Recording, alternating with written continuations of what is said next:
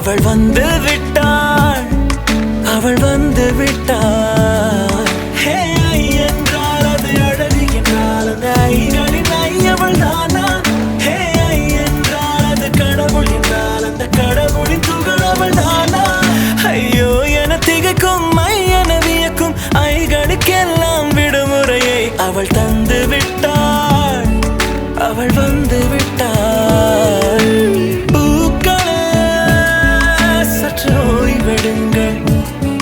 அவள் வந்து விட்டாள், அவள் வந்து விட்டாள்.